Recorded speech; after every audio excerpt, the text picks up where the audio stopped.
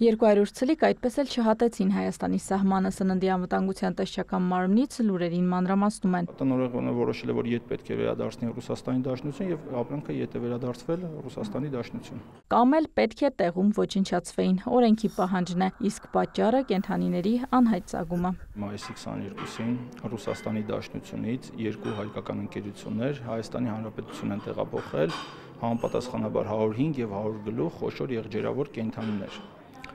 Սահմանային պետական վերահսկողության շրջանակներում սննդամթերքի անվտանգության տեսչական մարմնի աշխատակցի մոտ առաջացել են կասկած, որ տվյալ սերտիֆիկատները կեղծ են,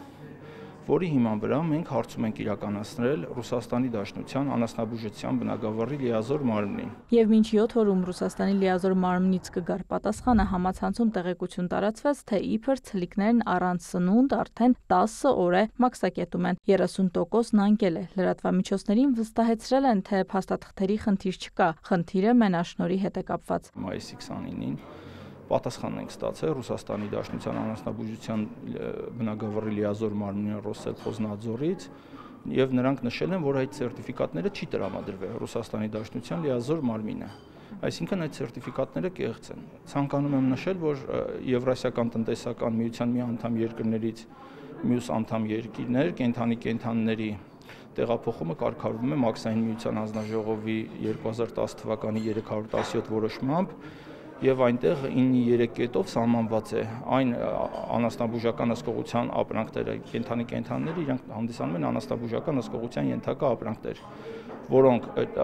որոնց անվտանգությունը չի հավաստվում ուղեկցող փաստաթղթերով, օրենսդրության համաձայն ենթակա են ետ վերադարձի կամ ոչնչացման։ Կեղծ փաստաթղթերով սահմանը հատելու դեպքեր էլի են եղել, բայց քիչ։ Գրիգորյանը վստահեցնում է, բոլոր դեպքերում եւ բոլորի դեպքում է փաստաթղթերի ստուգումը խիստ, քանի որ եթե կա անասնաբուժական սերտիֆիկատը, դա նշանակում է, որ տվյալ պետությունը հավաստում է, որ այդ ապրանքը անվտանգ է։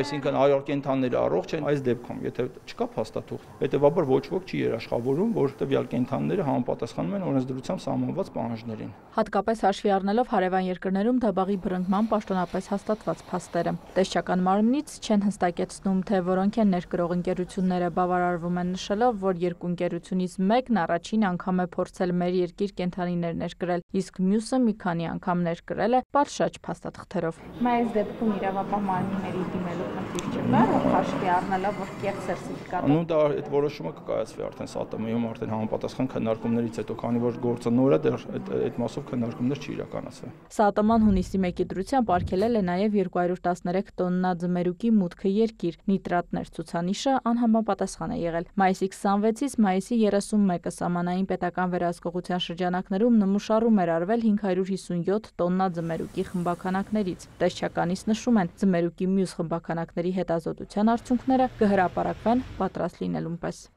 Իրինամ Կրչյան, Արտակ Գևորգյան, լուրեր։